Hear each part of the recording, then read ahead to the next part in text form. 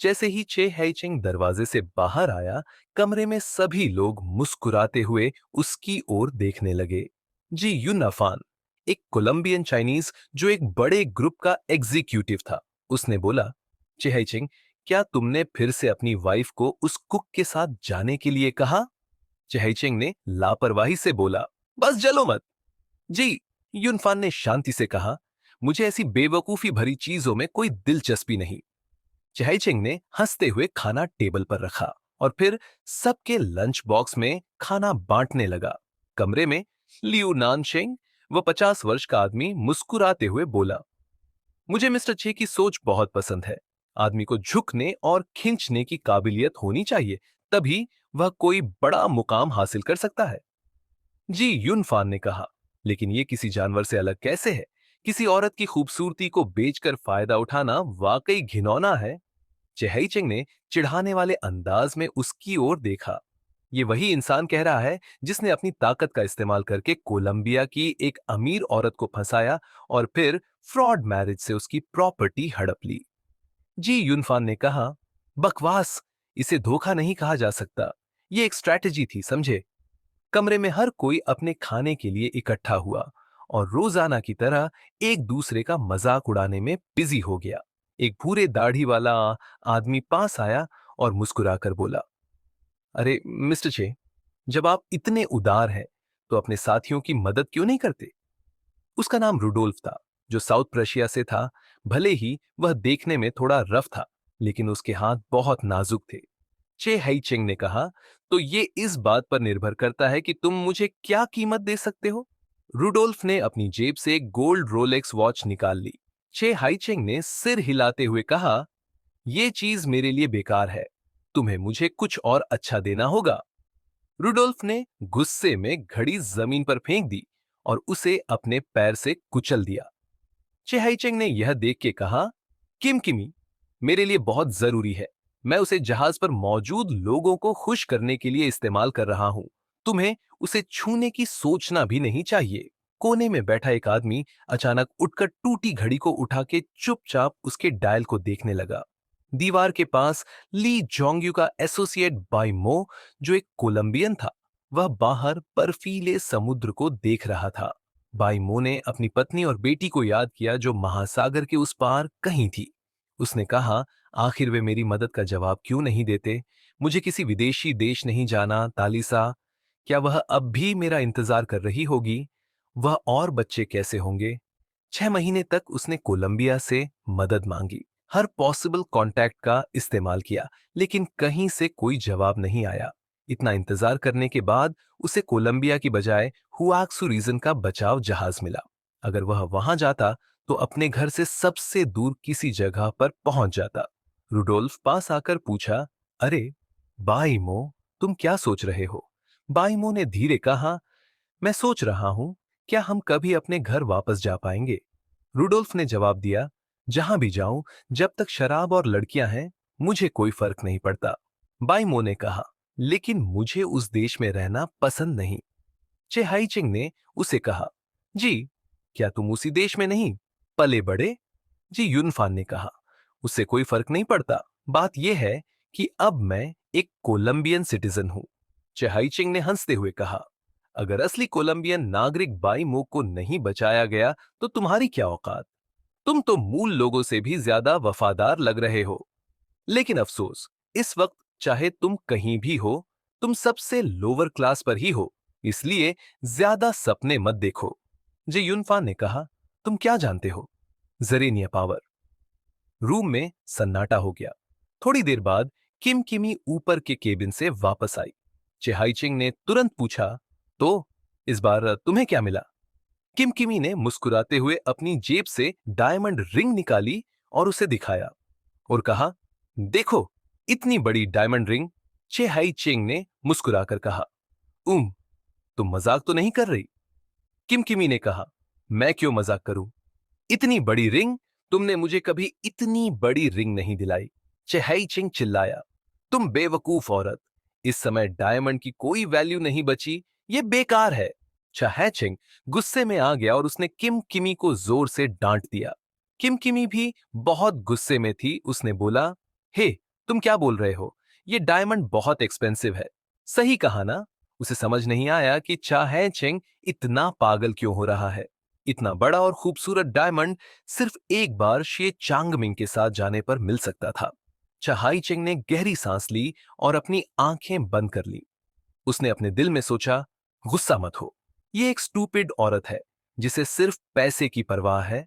काफी देर शांत रहने के बाद उसने जिन जिमी को घूरा, उसको कहा, अगली बार मुझसे सप्लाई मांगना। शुगर, मिल्क, सिगरेट, एग्स, सब कुछ ठीक है। बस ये यूजलेस ज्वेलरी मत मांगना। दुनिया के खत्म होने के बाद ये चीजें बेकार हो गई हैं। जिन जिमी ने डर से अपने कपड़े टाइट पकड़ लिए। उसने कहा, समझ गई? चाहे चिंग का डर उसके दिल में गहराई तक बैठ चुका था। कम से कम अभी तो उसने रेसिस्ट करने के बारे में सोचा भी नहीं। और फिर सब शांत हुआ और कुछ समय बाद रात हो चुकी थी। तब अपर केबिन में जांगी को अचानक ऐसा लगा कि कोई उसे स्पाई कर रहा है। उसने खिड़की से बाहर देखा। बाहर अंधेरा था और कुछ नजर नहीं आ रहा था। समुद्र पर सिर्फ अनंत अंधकार फैला हुआ था। ठंडी मूनलाइट धुंधली थी और घने बादलों के बीच होने की वजह से नजर नहीं आ रही थी, जिससे समुद्र पर रोशनी और भी कम हो गई थी। टाइम इको की एबिलिटी एक्टिव होने के बाद से उसकी इंस्टिंक्ट्स पहले से शार्प होती जा रही थीं, खासतौर पर डेंजर को लेकर। इस एहसास ने उसे हल्का सा हिंट दिया कि समुद्र में कुछ डेंजरस चीज उन्हें देख रही है। झांगी ने सोचा, कहीं वो सी मॉन्स्टर तो नहीं जिसे मैंने इंजर्ड किया था। उसने उस सी मॉन्स्टर का नाम फिन ड्रैगन रखा था, क्योंकि उसकी पीठ शार्क से भी बड़े डोर्सल फिन से ढकी हुई थी। या फिर ये सिर्फ एक साइकोलॉजिकल इफेक्ट हो सकता है। झांग यी ने कुछ देर सोचा और फिर डिसाइड किया कि कंट्रोल रूम जाकर चेक करता है। उसने दरवाजा खोला और तेजी से जिन फेंक के कंट्रोल रूम तक पहुंचा। झांग यी ने पूछा, कोई अनयूजुअल चीज नोटिस की? कंट्रोल रूम में 24 घंटे लोग मौजूद रहते थे। लाओ त्यान भी वहीं था। यह सुनकर वो तुरंत रेडार के पास गया और झांगी से बोला, कोई अनयूजुअल शिप या क्रिएचर आसपास नहीं देखा गया। बस आधे घंटे पहले कुछ शार्क्स पास से गुजरी थी। झांगी ने तुरंत पूछा, शार्क क्या बड़ी थी? लाओ त्यान ने कहा, रेडार के हिसाब से ये सिर्फ नॉर्मल शार्क्स थी, करीब 5 मीटर लंबी। अगर कोई जायंट क्रिएचर जैसे फिन ड्रैगन आसपास होता तो रेडार उसे पकड़ लेता। झांगी ने पूछा, डिटेक्शन रेंज कितनी है? लाउतियान ने जवाब दिया, अंडर वाटर 200 मीटर रेंज में 10 नॉटिकल माइल्स तक बायोलॉजिकल मूवमेंट डिटेक्ट हो सकता है। अगर कोई शिप पानी के ऊपर हो, तो अगर वो कोई मिलिट्री स्टील्थ शिप नहीं है, तो 50 नॉटिकल माइल्स तक डिटेक्ट हो सकता है। झांगी ने हल्की स्माइल के साथ सिर हिलाते हुए कहा, अगर ये इस एरिया में आया भी तो शायद कोई सिविलियन शिप नहीं होगा। ठीक है, हमें वापसी के रास्ते में ज्यादा सतर्क रहना होगा। रात की ड्यूटी में एक्स्ट्रा मैन लगाओ। लाओ त्यान ने कहा, यस सर। झांग यी जाने ही वाला था कि लाओ त्यान ने उसे रोक लिया और कहा, मिस्टर जांग, एक और बात रिपोर्ट करनी है। झांग यी ने उसे देखा और कहा, क्या बात है, बोलो। लाओ त्यान ने कहा, वो किचन में लाओ शिए का मामला है। लाओ त्यान ने डिटेल में बताया। क्योंकि शिप पर लोगों की संख्या बढ़ गई थी, अब 100 से ज्यादा लोग खाना खा रहे थे, लेकिन सिर्फ लाओ शिए ही सारा काम कर रहा था। हालांकि ज्यादातर फूड रेडीमेड था और बस हीट करके सर्व करना था, लेकिन फिर भी उसे प्रोसेस करना पड़ता था और वर्कलोड बहुत ज्यादा था। हाल के दिनों में लाओ शिए की तबीयत कुछ खराब होने लगी थी। आज उसने लाओ त्यान के पास आकर कहा कि उसकी बैक में दर्द हो रहा है और उसे एक हेल्पर चाहिए, लेकिन क्रू मेंबर्स लिमिटेड थे। हर किसी के पास अपना काम था, कोई फ्री नहीं था। इसीलिए लाओ त्यान ने झांगी को बताया ताकि लोअर डेक से किसी को हेल्प के लिए बुलाया जा सके। लाओ त्यान ने कहा, ये लोग दिन भर बस खाते रहते हैं, अब समय आ गया है कि इन्हें भी कुछ काम करने दिया जाए। खाना बनाओ और खुद खाओ। झांगी ने लाओ त्यान को मजाकिया नजरों से देखा और कहा, उसकी तबीयत बिगड़ रही है, क्या सच में सोचते हो कि मुझे नहीं पता? शिप में हर जगह मॉनिटरिंग इक्विपमेंट लगे हुए थे और झांगी उन्हें रेगुलर चेक करता था ताकि किसी तरह के सेफ्टी इशू को रोका जा सके। झांगी डेक पर आ गया। जिनफेंग धीरे धीरे बर्फीले समुद्र में आगे बढ़ रहा था। झांगी ने मन में सोचा, वो फॉलो कर रहा है। अगर उसने शिप को तबाह कर दिया तो शायद सिर्फ झांग यी और जो केयर ही जिंदा बचेंगे। लेकिन झांग यी ऐसा नहीं चाहता था। आने वाले समय में झांग यी ने पूरे शिप की सिक्योरिटी को और भी स्ट्रॉन्ग कर दिया। उसका पूरा फोकस बर्फीले समुद्र पर था, क्योंकि उसे हमेशा ऐसा फील होता था कि वह सी मॉन्स्टर, जिसे उसने बुरी तरह घायल कर दिया था, फिन ड्रैगन, इतनी आसानी से उन्हें जाने नहीं देगा। हर क्रिएचर में बदले की भावना होती है, खासकर पावरफुल क्रिएचर्स में। झांगी ने कहा, फिन ड्रैगन जरूर समुद्र की गहराई में कहीं छिपा होगा, सही मौके का वेट कर रहा होगा ताकि अटैक कर सके। इस वक्त वह इसीलिए चुप था क्योंकि उसे झांगी की स्ट्रेंथ का डर था और वह सीधे लड़ने की हिम्मत नहीं कर रहा था। लेकिन अगर समुंदर के सरफेस पर कुछ भी अनयूजुअल हुआ या झांगी के साथ कुछ गड़बड़ हुई तो वह 10,000 मीटर गहरे समुंदर से बाहर कूद सकता था। अपने इमेंस साइज और एक्स्ट्रा ऑर्डिनरी स्ट्रेंथ के साथ उसे सिर्फ एक वॉर गोल्डन एज करने की जरूरत थी और तो उससे शिप पूरी तरह पलट सकता था। उस समय शिप पर मौजूद 100 से ज्यादा लोगों में से सिर्फ जांगी और जो केयर ही शायद बच पाते।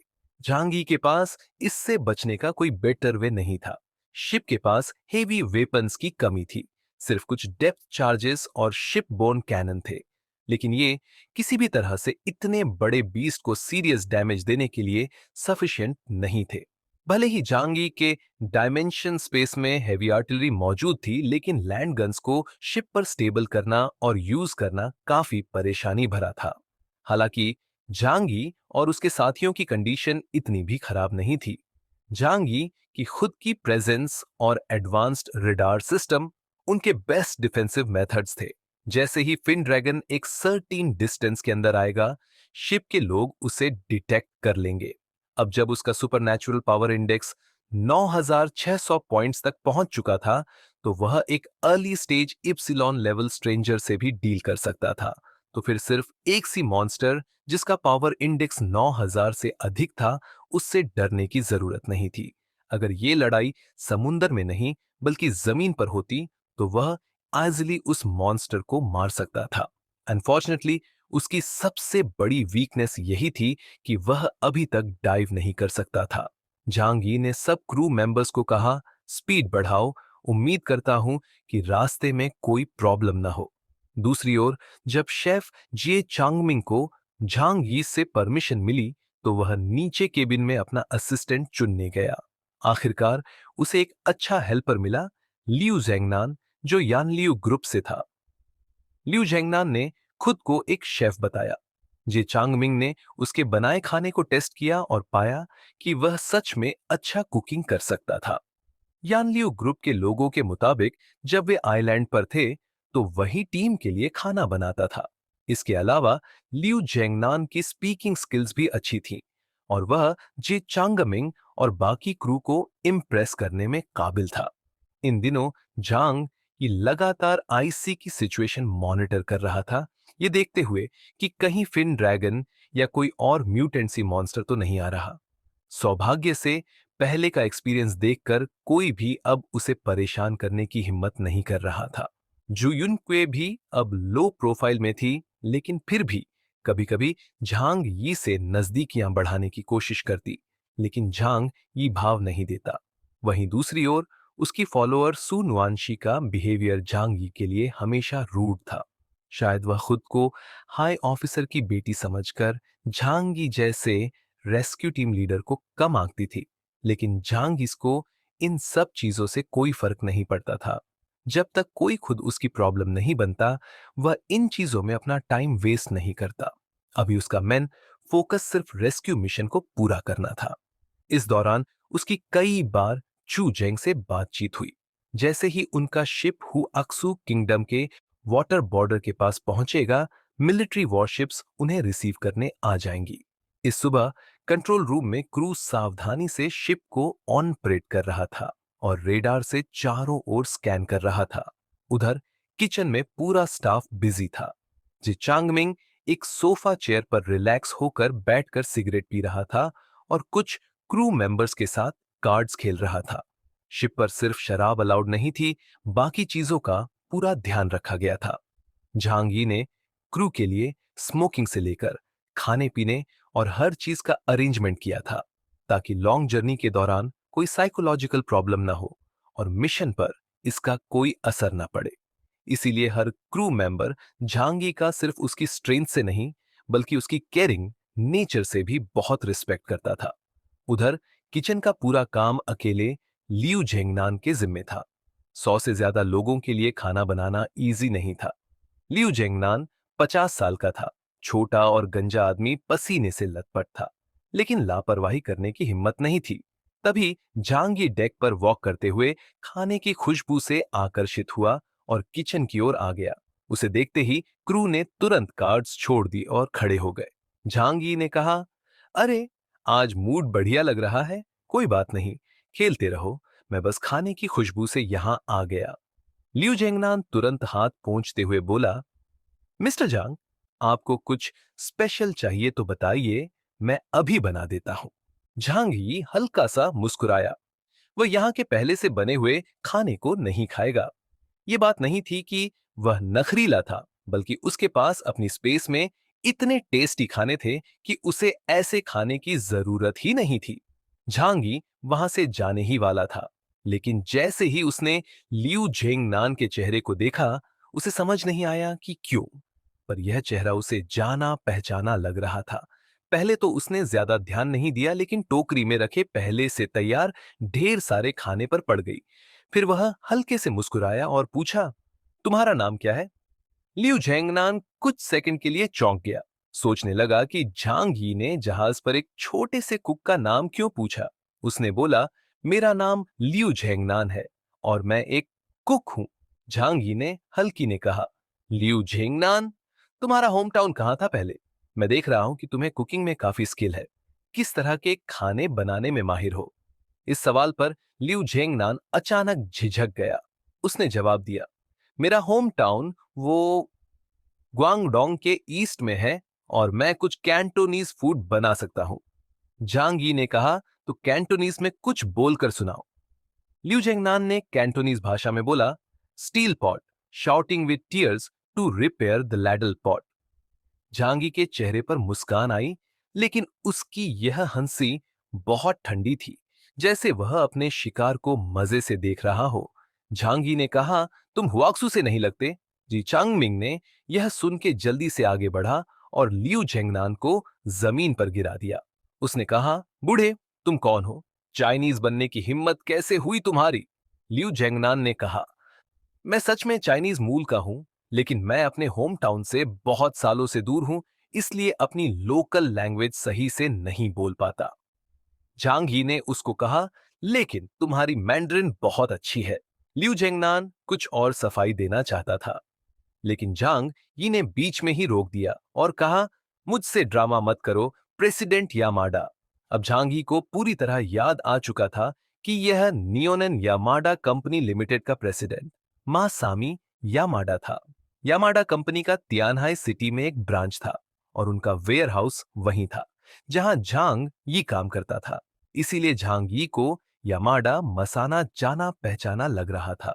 जैसे ही पास खड़े क्रू मेंबर्स ने यह सुना, उनकी आंखों में गुस्सा भर आया।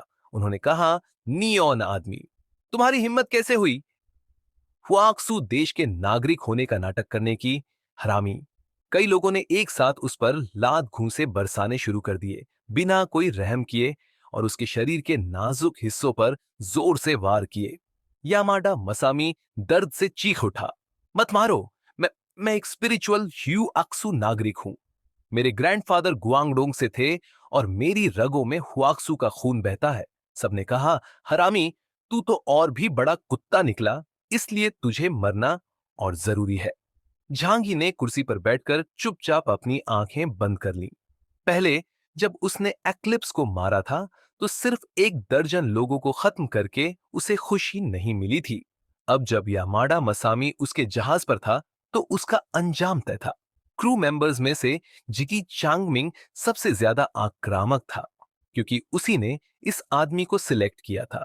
उसे अपनी लॉयल्टी साबित करनी थी, वरना जांगी उससे नाखुश हो सकता था। यामाडा मसामी पहले तो बहाने बना रहा था, लेकिन जल्द ही उसके 8 दांत तोड़ दिए गए और वह इतनी तकलीफ में था कि बोल भी नहीं पा रहा था। जमीन पर खून फैल चुका था और यामाडा मसामी सिर्फ सांस ले पा रहा था। जी चांगमिंग ने काटने वाला चाकू उठाया और सुनुआंशी ने झांग यी को गुस्से से बोली, झांग, तुम बहुत बेरहम हो। टीचर यामाडा ने हमारे लिए खाना बनाया। वो तो मेरे लिए एक पिता जैसे थे। हर तरह से मेरी केयर करते थे। तुमने बिना कुछ सोचे उनके साथ इतना जुल्म कैसे कर दिया? तुम इंसान नहीं, एक राक्षस हो। सुनुआनक्सी गुस्से से भर गई। वो झांगी को किसी ऐसे इंसान के साथ ऐसा व्यवहार करते नहीं देख सकती थी जिसे वो पसंद करती थी। ऐसी औरतों से फालतू की बहस करने की उसे जरूरत नहीं थी। झांगी ने उस पर एक नजर डाली और क्रू मेंबर को उसे थप्पड़ मारने बोला। आदेश मिलते ही एक क्रू मेंबर आगे बढ़ा और सुनुआनक्सी के गाल पर जोरदार थप्पड़ मार दिया। जू युनकुए ने ऊंची आवाज में कहा, मिस्टर जांग, आप बहुत ज्यादा कर रहे हैं। मैं आपकी फीलिंग समझ सकती हूं, लेकिन भले ही वो एक नियॉन मैन है, आपको उसके साथ ऐसा नहीं करना चाहिए। हर गुनहगार की अपनी गलती होती है और हर कर्ज का एक मालिक। हर नियॉन मैन बुरा नहीं होता। आप जो कर रहे हैं और उन निर्दयी रोनिन में क्या फर्क है? यह हंगामा इतना ज्यादा था कि जहाज पर बाकी लोग भी खींचे चले आए। इनमें मिड लेवल के यानलियू ग्रुप और लोअर डेक के हुआशू चाइनीज प्रवासी लोग थे। उन्हें सही बिदेकुन सही बात पता नहीं थी, लेकिन उन्होंने यामाडा मसानामी को बुरी तरह पीटा हुआ, खून से लथपथ, चेहरा सूजा हुआ देखा। अचानक सबकी नजरें झांग यी की ओर घूरने लगीं। हालांकि वे झांग यी की ताकत और उसकी बंदूक से डरते थे, पर फिर भी मिड और लोअर क्लास के लोग उसे गलत मानने लगे। झांगी अभी झू युनकुए से बात कर भी नहीं पाया था कि येनलियू ग्रुप का लीडर ली जोंगयू गुस्से में आगे आया। वो सुनुआनक्सी के और नजदीक जाने से रोकते हुए झांग यी के सामने खड़ा हो गया। वह बोला, मिस्टर झांग, आपने मुझसे वादा किया था कि हमारी टीम के सभी लोगों की जान बचाएंगे। मुझे उम्मीद है कि आप हमें इस बारे में एक सही जवाब देंगे। ली जोंगयू के आगे आने से बाकी लोग भी हिम्मत दिखाने लगे और बोलने लगे, हाँ, आप किसी को ऐसे कैसे मार सकते हैं? आपने उसे लगभग मार ही डाला। बाइमो ने कहा, झांग यी बहुत क्रूर है। वो इतना बूढ़ा है, मर जाएगा। ये सुनकर लोगों की यामाडा मसामी के लिए सहानुभूति और झांग यी के प्रति नफरत और बढ़ गई। ली जोंगयू की गर्लफ्रेंड जांग वेई वेई, जो कि एक सर्जन थी, उसने हिम्मत कर यामाडा मसामी की चोटें देखने लगी। झांगी को यह देखकर हंसी आ गई। उसने कहा, मैं तो इसे बस समुद्र में फेंकना चाहता था। इसमें क्या दिक्कत है? ली जोंगयू अविश्वास से बोला, सिर्फ इसलिए कि वो नियॉन मैन है, आप उसके साथ ऐसा कर रहे हैं। जोकर झांगी के पास आकर चुपचाप उसका सपोर्ट करने लगी। झांगी के लिए बाकी लोगों के विचार मायने नहीं रखते थे। इस जहाज पर जो केयर को छोड़कर उसे किसी की परवाह नहीं थी, इसलिए आज उसे मेरी बोट से उतरना ही होगा। उसने हंसते हुए हाथ फैला दिए। मुझे ऐसे अजीब नजरों से मत देखो। क्या मेरा रीजन काफी नहीं है? सुनुआनक्सी ने दर्द में उठने की कोशिश की। आंसू भरी आंखों से झांगी की तरफ इशारा करते हुए बोली, तुम्हारी सोच बेहद खतरनाक है। किसी को उसकी नेशनलिटी की वजह से मारना शैतान से भी ज्यादा डरावना है। बाइमो और बाकी लोग भी विदेशी थे, पूरी तरह से बाहरी लोग। उनके चेहरे चिंता से भर गए। अगर झांग ने ये बहाना यामाडा मसामी को मारने के लिए इस्तेमाल किया, तो फिर उनका क्या होगा? उनकी जान की गारंटी कैसे होगी? झांग ने कहा, लगता है कि तुम लोग पिछले 6 महीने यान लियू आइलैंड पर आराम से जी रहे हो। दूसरों की जान की इतनी फिक्र करना अच्छी बात है। झांग वेइवेई को झांग यी का बिहेवियर अजीब लगा। झांग वेइवेई ने सीधा कहा, प्लीज हमसे इस तरह मजाक मत करो। हमारी जिंदगी आसान नहीं थी। हम आपके शुक्रगुजार हैं कि आपने हमें वापस हुआशू देश लाने में मदद की, लेकिन इसका यह मतलब नहीं कि आप किसी को भी मार सकते हैं। झांग यी हंसा और बोला, तुम्हें लगता है मैं मजाक कर रहा हूं? झांग वेई वेई चुप रही, लेकिन उसकी चुप्पी ही उसका जवाब थी। झांग यी ने हंसते हुए कहा, तो मतलब तुम लोगों को कुछ पता ही नहीं है और बस मुझसे बहस कर रहे हो। उसने लाओ त्यान की ओर देखा और अचानक जोर से चिल्लाया, लाओ त्यान, इन्हें बताओ कि पिछले 6 महीने में जांगनान रीजन में क्या हुआ। लाओ त्यान ने तेज आवाज में कहा, यस सर। वो भीड़ के सामने आया, उन लोगों को घूरते हुए और बोला, पिछले 6 महीने में पूरे जांगनान रीजन में 19 लाख लोग मारे गए। मौत की दर 92.79% है। त्यानहाई शहर में 20 लाख से ज्यादा लोग मर चुके हैं और गिने चुने ही बचे हैं। ये सुनकर सभी लोग हैरान रह गए। अब उन्हें एहसास हुआ कि बाहर की दुनिया यानलियू आइलैंड से भी ज्यादा क्रूर है। जिये यूनफान गुस्से से बोले, कुदरती आफतों से हुई मौतों का तुम्हारे इस बेगुनाहों के कत्लेआम से क्या लेना देना। लाओटियान ने ठंडी नजरों से देखा और कहा, इनमें से 20% लोग नेचुरल डिजास्टर्स या इंसानों के हाथों मरे हैं। उसने गहरी सांस ली। जुलाई में नियोन रोनिन ने लिनहाई सिटी पर हमला किया और 10 दिनों में 7 से ज्यादा लोगों को मार दिया। फिर उन्होंने 8 और शहरों में तबाही मचाई, जिससे 20,000 से ज्यादा लोग मारे गए। ये सुनते ही हुआक्सू के कुछ लोगों की आंखों में गुस्सा भड़क उठा।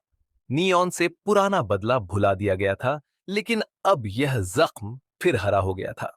नियॉन के कमीने, मार डालो इन्हें। दुनिया पहले ही बर्बाद हो रही है और ये ऊपर से हमारे लोगों को मार रहे हैं।